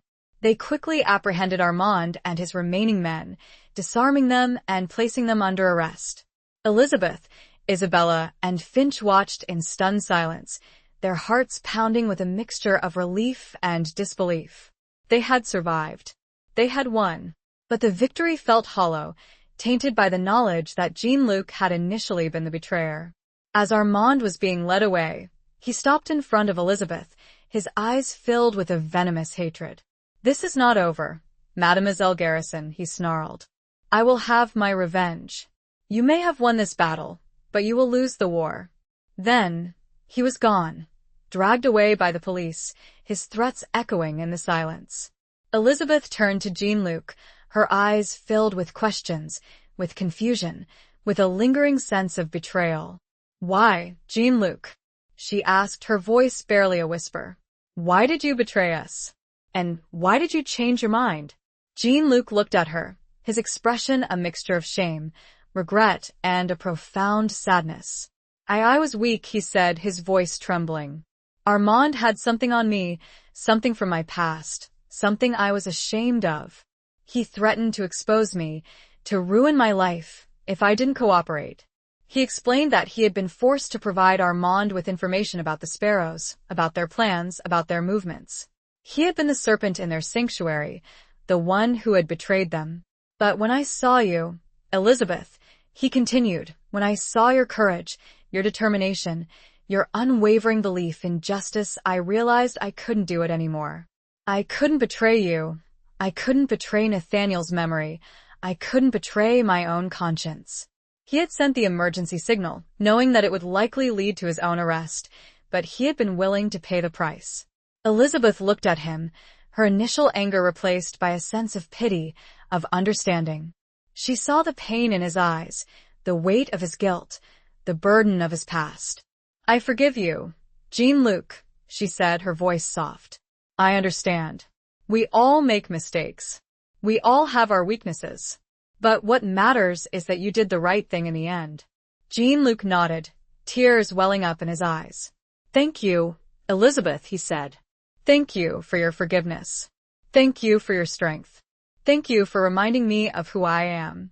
As Jean-Luc was being taken away by the police, he turned and revealed it was Isabella's words, her recounting of Nathaniel's love and loyalty during their escape, which had changed him. She had looked him right in the eye and told him Nathaniel would have never betrayed his friends. The tangled threads of fate, woven together by love, loss, betrayal, and redemption, had finally come together. The conspiracy had been exposed, the criminals had been apprehended, and justice, though delayed, had finally prevailed. But the victory was not without its costs. Lives had been lost, trust had been shattered, and scars, both visible and invisible, remained. Elizabeth, Isabella, and Finch were taken to police headquarters, where they gave their statements, providing detailed accounts of their ordeal and presenting the evidence they had gathered. The news of Armin's arrest and the exposure of the conspiracy sent shockwaves through the city, the country, the world. The press, led by Alistair Finch's explosive article, hailed Elizabeth and Isabella as heroines, praising their courage, their resilience, and their unwavering commitment to justice. The authorities launched a full-scale investigation, uncovering a vast network of corruption and criminality that reached the highest levels of power. Many prominent figures, both in France and Britain, were implicated, arrested, and brought to trial. The war was over, but the fight for justice had just begun. The tangled threads of fate had led to a reckoning, a cleansing, a new beginning. But the scars of the past would remain, a reminder of the price of loyalty and love, of the cost of deception and duty. The world had changed. They all had. Chapter 15. Echoes across the barricades. The aftermath of Armand's arrest was a whirlwind of activity. The media frenzy surrounding the case was intense, with newspapers around the world carrying headlines about the Sparrow sisters, as Elizabeth and Isabella were dubbed, and their daring exposure of the vast wartime conspiracy. Alastair Finch's meticulously researched articles, backed by the irrefutable evidence they had provided, painted a damning picture of corruption, betrayal, and murder. Elizabeth and Isabella were thrust into the public eye, their lives irrevocably changed. They were hailed as heroines, their courage and determination lauded by all. But the constant attention, the endless interviews, and the public scrutiny took their toll. They longed for peace, for quiet, for a chance to heal from the wounds of their ordeal. The trials of Armand and his co-conspirators were lengthy and complex, drawing international attention. Elizabeth and Isabella were called as key witnesses, their testimonies crucial in securing convictions. Seeing Armand in the courtroom, his power stripped away, his arrogance replaced by a sullen defiance, brought a sense of closure, but it did not erase the pain, the loss, the lingering trauma. Jean-Luc, despite his initial betrayal, was ultimately treated leniently by the authorities, his cooperation in bringing down Armand taken into account. He was sentenced to a short prison term, a small price to pay for his redemption. Marie and Pierre, exonerated of any wrongdoing, continued their work with the Sparrows, dedicated to uncovering injustice and fighting for a better world. As the dust began to settle, Elizabeth and Isabella found themselves at a crossroads. They had achieved their goal, they had avenged Nathaniel's death, they had exposed the conspiracy. But what now? What was their purpose? Where did they belong? They decided to return to the field hospital near the Somme, the place where Elizabeth and Nathaniel's love had first blossomed, the place where they had both witnessed the horrors of war firsthand. They wanted to honor Nathaniel's memory, to pay their respects, to find a sense of peace. The hospital, once a bustling hub of activity, was now eerily quiet, a ghost of its former self. The tents had been dismantled, the beds removed, the medical equipment packed away. But the echoes of the past remained, the whispers of the wounded, the cries of the dying, the silent prayers of the survivors. They walked through the empty grounds, their footsteps echoing in the silence. They found the spot where Nathaniel's tent had once stood, the place where they had shared stolen moments, whispered promises, and a love that had defied the odds.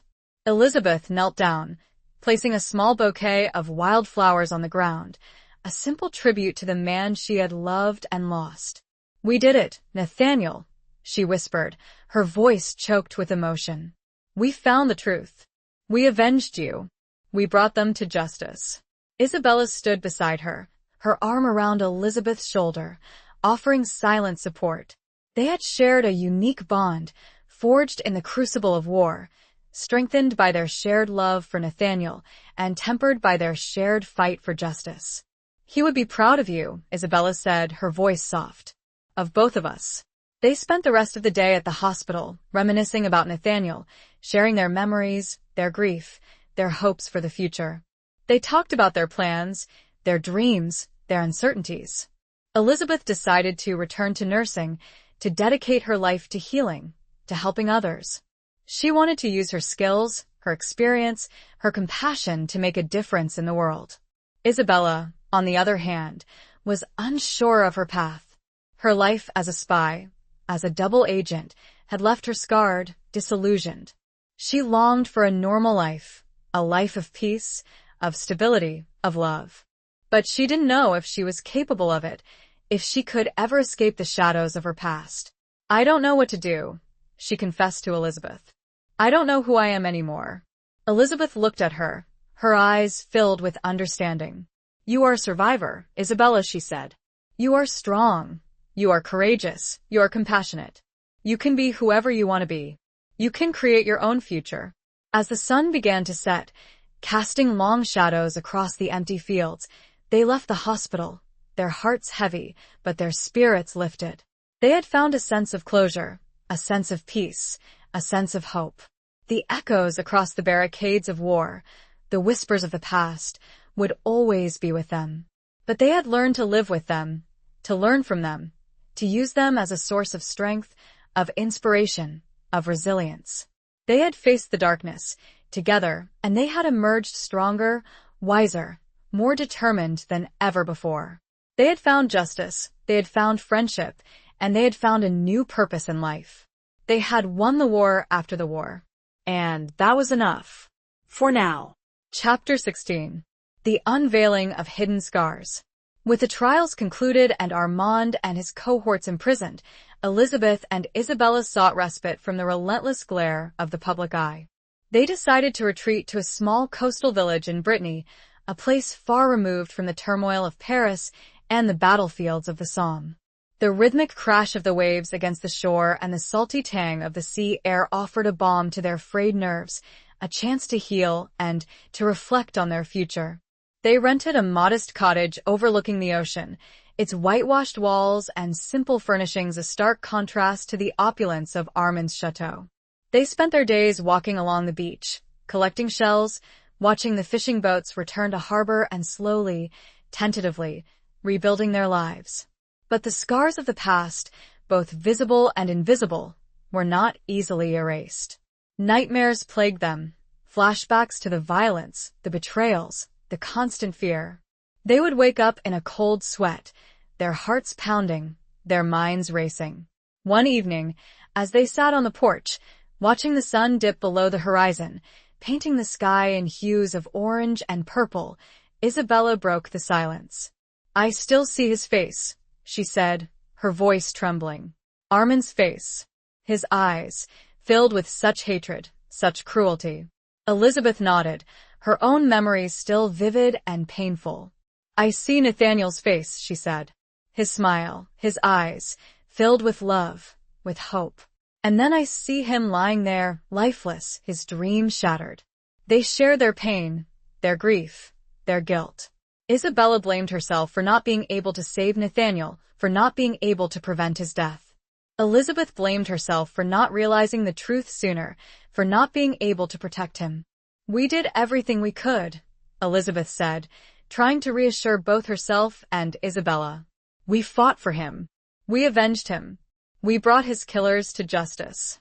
"But it's not enough," Isabella said, her voice filled with despair. "It will never be enough. He's gone. And we're left with the emptiness." They sat in silence for a long time, listening to the waves, watching the stars emerge in the darkening sky. Then Elizabeth remembered something. She went inside the cottage and returned with a small, wooden box. It was the box Nathaniel had given her, the one containing his most treasured possessions. "I haven't opened this since he died," she said, her voice hesitant. "I couldn't bear to, but I think it's time."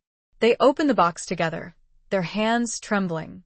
Inside, they found a collection of letters, photographs, and small mementos, each one a tangible reminder of Nathaniel's life, his love, his dreams. There were letters from his family, his friends, his colleagues. There were photographs of him as a child, as a young man, as a soldier. There were small gifts he had given her, a pressed flower, a seashell, a hand-drawn sketch of her face. And then they found it, a letter, addressed to both of them. It was written in Nathaniel's familiar handwriting, but the ink was faded, the paper yellowed with age. It was dated just days before his death. "My dearest Elizabeth, my beloved Isabella," the letter began. "If you are reading this, it means I am gone. I knew this day might come. I knew the risks I was taking, but I had to do it. I had to fight for what I believed in. I had to fight for a better world. I know you will both be heartbroken. I know you will both blame yourselves. But please don't. You did everything you could. You were both brave. You were both strong. You were both my inspiration. Elizabeth, my love, my light, my guiding star.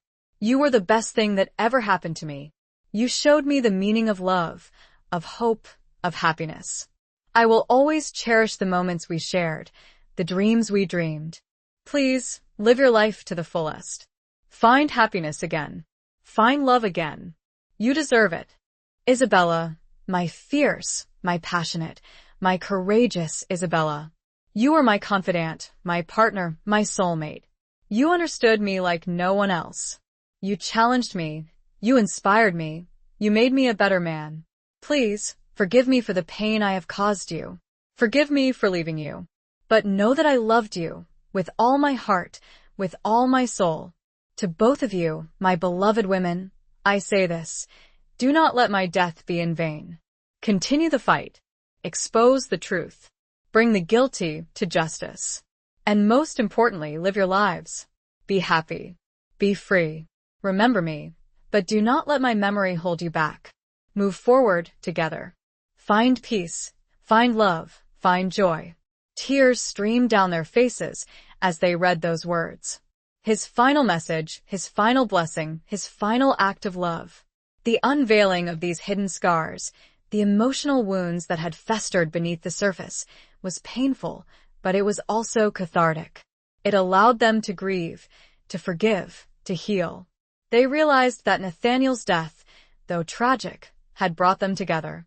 It had forged a bond between them, a bond of friendship, of respect, of shared love.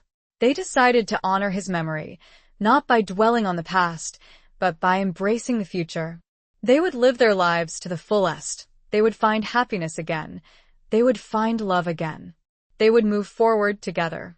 They would carry his memory with them, always, but they would not let it hold them back. The hidden scars would remain, a reminder of their loss, their pain, their sacrifice. But they would also be a source of strength, of inspiration, of resilience. They had survived. They had overcome. They had found peace. And they were ready to begin again. This time, together. And this time, with a better understanding of themselves. Chapter 17. A bridge built on broken promises. The letter from Nathaniel served as a catalyst, a turning point in Elizabeth and Isabella's journey of healing and self-discovery. It gave them permission to move forward, to embrace life, to find happiness again. It also strengthened their bond, transforming their initial rivalry into a deep and enduring friendship. They decided to stay in Brittany at least for a while. The peaceful coastal village offered a sanctuary, a place where they could rebuild their lives, away from the constant reminders of the war and their traumatic experiences. They found solace in the simple routines of daily life, in the beauty of nature, in the companionship of each other. Elizabeth, true to her nature, found work at a small local clinic, tending to the needs of the villagers. Her skills as a nurse were in high demand, and she found a sense of purpose and fulfillment in helping others. She discovered a renewed passion for healing, a way to channel her grief and her compassion into something positive. Isabella, initially hesitant and uncertain, gradually began to explore new possibilities. She had always been drawn to art, to beauty, to creativity, but her life as a spy had forced her to suppress those passions. Now, with Elizabeth's encouragement, she began to paint again, capturing the stunning landscapes of the Breton coast, the vibrant colors of the fishing boats, the expressive faces of the local people. Their cottage became a haven, a place of healing, of creativity, of shared laughter and quiet companionship. They would spend their evenings sitting by the fire, reading, talking, sharing their dreams and their fears. They would cook together, experimenting with local recipes, filling the cottage with the aromas of fresh seafood and herbs. One day, while walking along the beach, they encountered a young fisherman, his face weathered by the sun and the sea, his eyes filled with a quiet sadness. He had lost his wife to illness, and he was struggling to raise his 2 young children on his own. Elizabeth and Isabella, drawn to his plight, offered their help. They began to assist him with childcare, with household chores, with the practicalities of daily life. They found a sense of purpose in helping this young family, a way to give back to the community that had welcomed them so warmly. As they spent more time with the fisherman and his children, a new idea began to take shape. They realized that there were many other families in the village who were struggling, who needed support, who needed a sense of community. They decided to create a small community center, a place where people could gather, share their experiences, learn new skills, and find support. They used their savings, along with donations from the villagers, to renovate an old, abandoned building near the harbor. The community center became a hub of activity, a place of hope, of resilience, of renewal. Elizabeth organized health clinics, providing basic medical care and advice. Isabella taught art classes, encouraging children and adults to express their creativity. They organized social events, potlucks, concerts, bringing the community together. The bridge built on broken promises, the promises made to Nathaniel, to themselves, to the future, was slowly taking shape. They were creating something positive, something meaningful, something that would honor his memory and make a difference in the lives of others. As the months passed, Elizabeth and Isabella found themselves healing, growing, transforming. They were no longer the same women who had arrived in Brittany, broken and traumatized by their experiences. They were stronger, wiser, more resilient.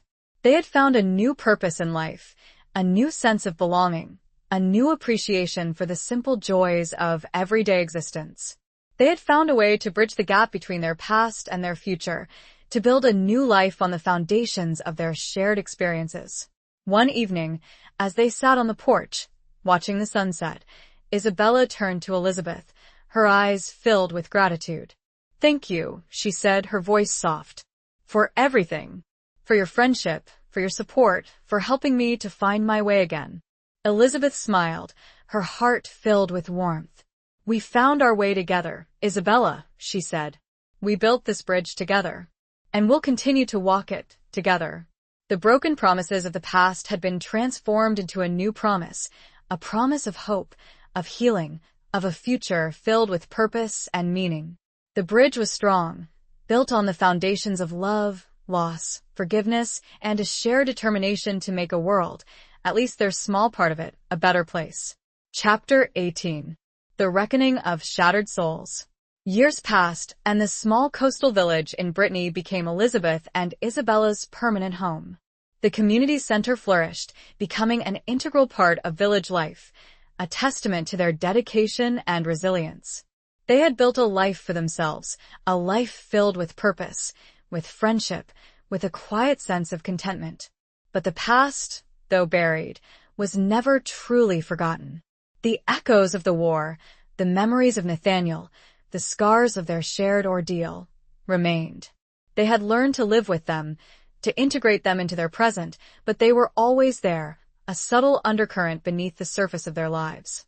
One day, a letter arrived, bearing a Parisian postmark. It was addressed to both of them, in a handwriting they hadn't seen in years. Jean-Luc. He had been released from prison, his sentence served. He was writing to them, seeking forgiveness, seeking reconciliation, seeking a chance to make amends. Elizabeth and Isabella read the letter together, their hearts pounding with a mixture of emotions. Anger, resentment, forgiveness, understanding it was a complex tapestry of feelings, woven together by the threads of their shared past. They debated whether to respond, whether to open that door again, whether to risk stirring up the pain and the trauma they had worked so hard to overcome. "He betrayed us," Isabella said, her voice tight with emotion. "He put our lives in danger. He almost got us killed. But he also saved us," Elizabeth reminded her. "He alerted the authorities. He helped to bring Armand down. He redeemed himself in the end." They talked for hours, weighing the pros and cons, wrestling with their conflicting emotions. They realized that holding on to anger and resentment would only poison their own souls, that forgiveness was the only path to true healing. They decided to write back, agreeing to meet with Jean-Luc. They chose a neutral location, a small cafe in a nearby town, a place where they would feel safe and in control. The meeting was awkward, tense, filled with unspoken emotions. Jean-Luc looked older, wearier, his face etched with the lines of regret and remorse. He had clearly suffered. He had paid the price for his mistakes. I don't expect you to forgive me," he said, his voice trembling. "I know I betrayed your trust. I know I put your lives at risk. I am deeply sorry. Elizabeth and Isabella listened in silence, their expressions unreadable. They had both been hurt deeply by his actions. But they also recognized the sincerity of his remorse, the genuine pain in his eyes. We forgive you, Jean-Luc, Elizabeth said finally, her voice soft but firm. We understand. We all make mistakes. We all have our weaknesses. But what matters is that you learned from them, that you tried to make amends. Isabella nodded in agreement. We forgive you, she said. But forgiveness doesn't mean forgetting. We will never forget what happened. But we can move forward. We can try to build a new relationship based on trust and respect. The conversation was difficult, emotional, but ultimately cathartic. They talked about the past, about the war, about the conspiracy, about Nathaniel. They shared their pain, their grief, their regrets. Jean-Luc explained that he had been living a quiet life, working as a bookbinder, trying to make amends for his past mistakes. He had found solace in his work, in the simple act of creating something beautiful and enduring. They talked for hours, slowly, tentatively, rebuilding the bridges that had been broken. They realized that they still shared a bond, a connection forged in the crucible of war, strengthened by their shared experiences. As the meeting drew to a close, Jean-Luc stood up, his eyes filled with gratitude. Thank you, he said, his voice choked with emotion. Thank you for your forgiveness. Thank you for giving me a second chance. Elizabeth and Isabella smiled, their hearts filled with a sense of peace, of closure. We all deserve a second chance, Jean-Luc, Elizabeth said. We all deserve forgiveness. We all deserve to heal. The reckoning of shattered souls had been painful, but it had also been necessary. It had allowed them to confront the past, to forgive, to move forward. They left the cafe, feeling lighter, freer, more at peace. The echoes of the past would always be with them, but they were no longer haunted by them. They had faced their demons, they had healed their wounds, they had found forgiveness. And they were ready to embrace the future, together. The reckoning was a necessary step to finding a deeper meaning in their work and a true acceptance of what had gone before. Chapter 19. The Dawn After the Longest Night. The reconciliation with Jean-Luc marked another turning point in Elizabeth and Isabella's lives. It was as if a final burden had been lifted, a final link to the painful past severed. They felt a renewed sense of freedom, of peace, of possibility. They continued to thrive in their adopted home, their community center a beacon of hope and resilience for the village. They had become integral members of the community, respected, loved, and admired for their dedication and their compassion. Elizabeth, with her gentle nature and her unwavering commitment to healing, continued to provide medical care and support to the villagers. She had become a trusted confidant, a source of comfort and wisdom, a pillar of strength for those in need. Isabella, with her artistic talent and her passionate spirit, continued to inspire and uplift the community through her art. Her paintings, capturing the beauty of the Breton coast and the spirit of its people, adorned the walls of the community center and the homes of many villagers. She had found her voice, her purpose, her passion. Their relationship, forged in the crucible of war and tempered by shared grief and forgiveness, had deepened into a profound and enduring bond. They were more than friends, more than sisters, they were soulmates, bound together by a love that transcended the boundaries of romantic love. They were a family, a unit, a force for good in the world. One spring morning, as they were walking along the beach, watching the sunrise paint the sky in vibrant hues of pink and gold, Elizabeth turned to Isabella, a thoughtful expression on her face. I've been thinking, she said, her voice soft, about Nathaniel, about his letter, about his wish for us to find happiness, to find love again. Isabella nodded, her eyes meeting Elizabeth's. She knew what was coming, and she was ready for it. I've been thinking about it too, she said. And I've realized I have found love again.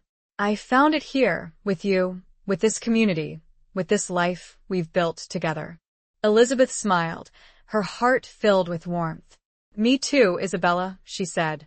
I've found a love that is deeper, more meaningful, more enduring than anything I ever imagined. They embraced, their tears mingling with the salty spray of the ocean.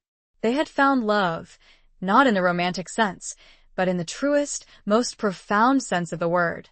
They had found love in their friendship, in their shared purpose, in their commitment to each other and to their community.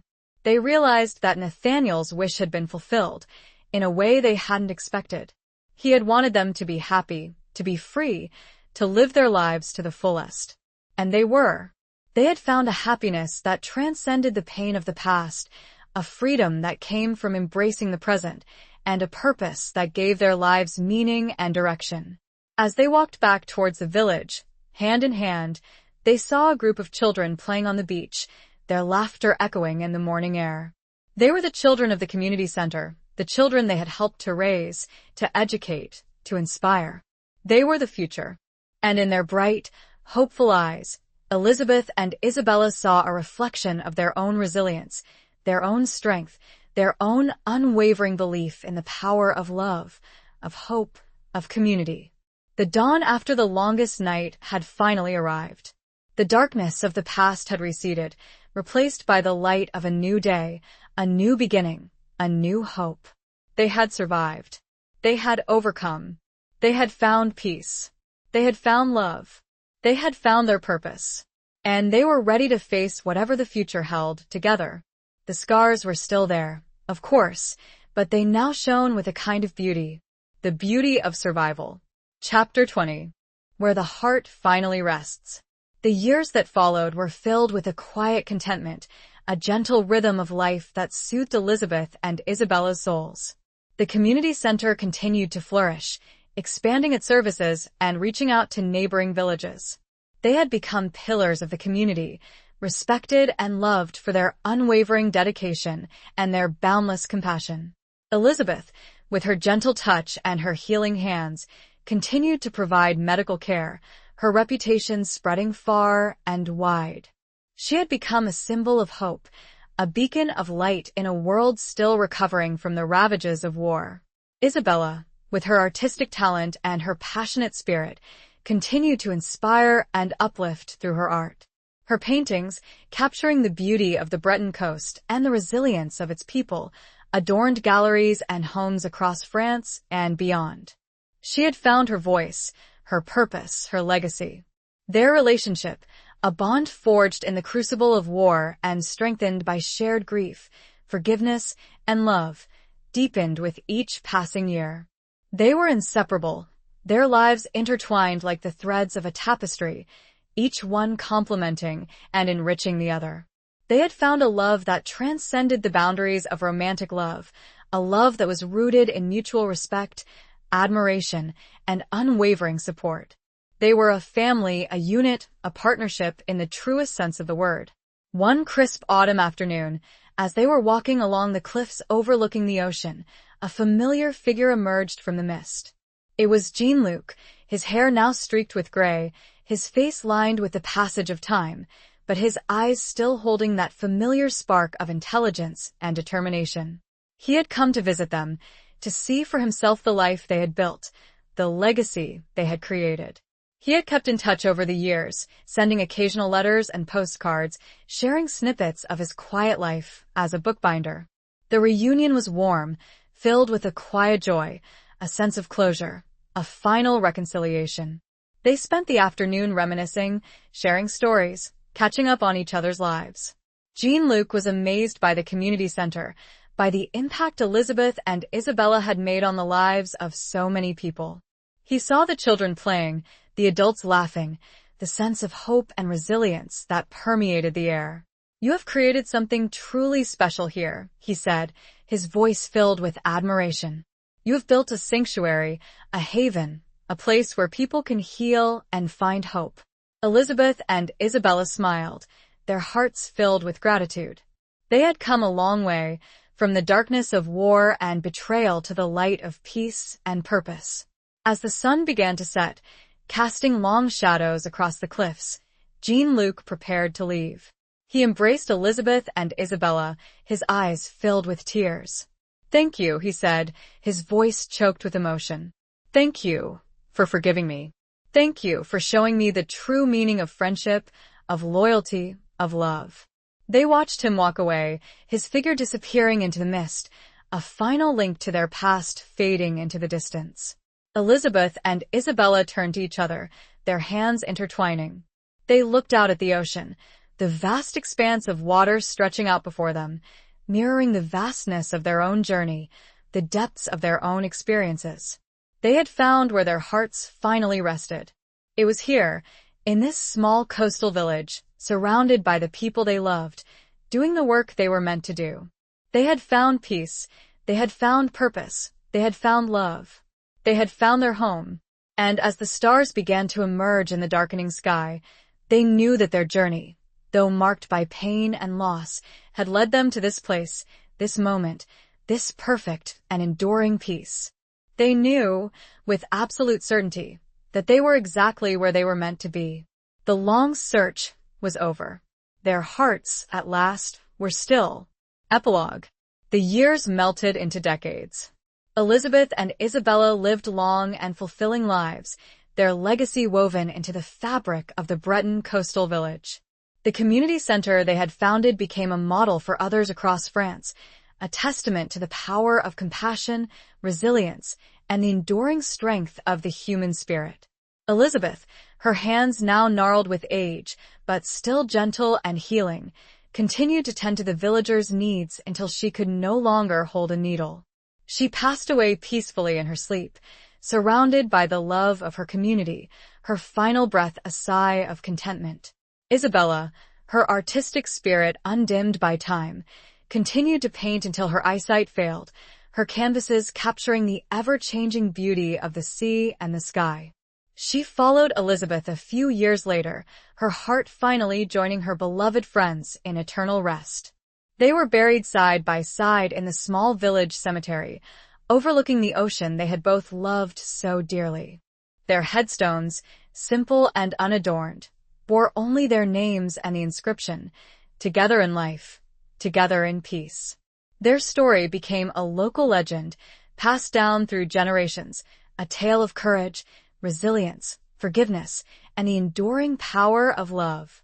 The Sparrow Sisters, as they were still known, were remembered not for their wartime exploits, but for the quiet, enduring legacy of healing and hope they had left behind.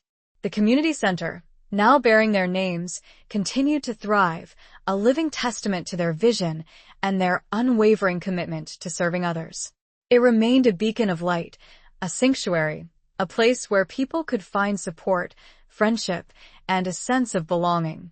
And on quiet evenings, when the wind whispered through the trees and the waves crashed against the shore, the villagers would sometimes claim to hear the faint echoes of laughter, the soft murmur of voices, the gentle rustling of a paintbrush against canvas, the lingering spirits of Elizabeth and Isabella, watching over their beloved community, their hearts finally at rest, their love enduring beyond the veil of time. The story they had lived, the love they had found, was eternal.